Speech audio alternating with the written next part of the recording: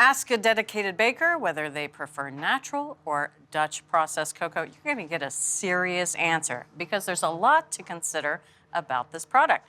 Jack's here, and he's going to tell us which cocoa powder is best for us bakers. Jack? Yeah, it's controversial.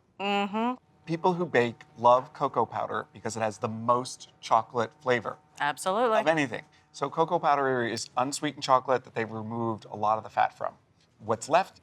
Cocoa solids, the thing that gives you the oomph. It's the cocoa. It's the cocoa. So why don't you start tasting? We did this tasting a lot of different ways. This is a chocolate sugar cookie. Some of these are Dutch, some of them are natural. In terms of Dutch cocoa, this was actually a process invented by a Dutch chemist and chocolatier in the 19th century, where they add an alkali to the cocoa to raise its pH, make it less acidic. So basically what you're doing is those astringent notes kind of get hidden so you can bring out the full chocolate flavor. So a lot of bakers really prefer Dutch processed cocoa because it has, they believe, a rounder, fuller flavor. It also changes the color.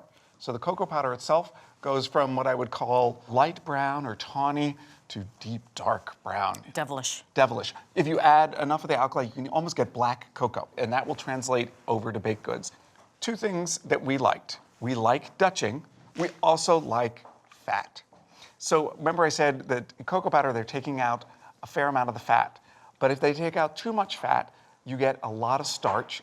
And the reason why starch is so important is because starch can absorb 100% of its weight in moisture.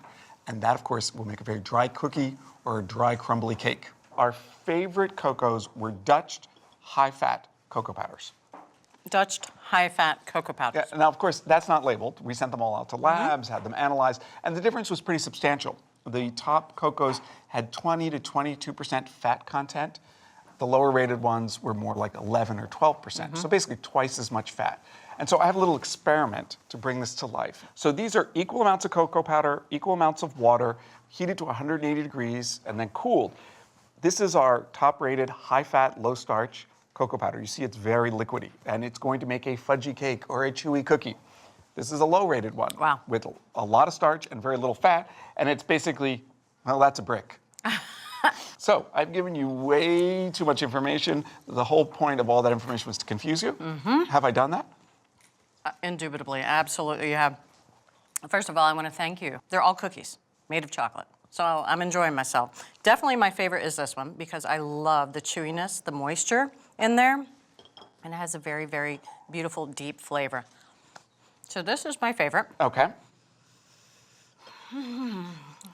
Take your time. Come back in 20 minutes, and I'll tell you what my second favorite is. I will say that although we found very significant differences, there wasn't anything that was bad. No.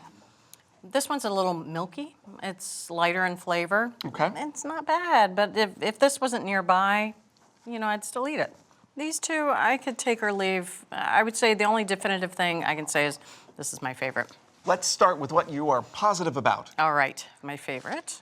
And the tasting panel's favorite, this is Droost. It's a Dutch cocoa that is actually from the Netherlands. High fat, low starch, and absolutely delicious. I've used that for years. It's perfect every single time. All right, I want to see what this one is. So this was the runner-up, an American company, Guittard. It's also Dutch, also high fat. Thought it made very good cookies and cake. Really nice deep flavor. I'm going to go all the way to the other end here. So this is Hershey's Natural. Good old Hershey's. You called it milky, mild. It's sort of familiar. Among the natural cocoa powders, it was our favorite, although it was not in the top. All of the top cocos were Dutched. Right, right. That is a familiar flavor. And this one?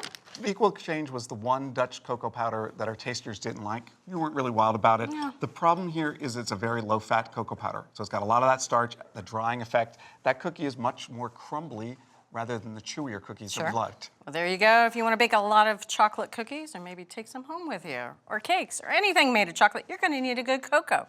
So why not buy the winner? It's Droost Cocoa, and it's $9.99 for 8.8 ounces. Thanks for watching America's Test Kitchen. What'd you think? Well, leave a comment and let us know which recipes you're excited to make, or you can just say hello. You can find links to today's recipes and reviews in the video description. And don't forget to subscribe to our channel. See you later. I'll see you later.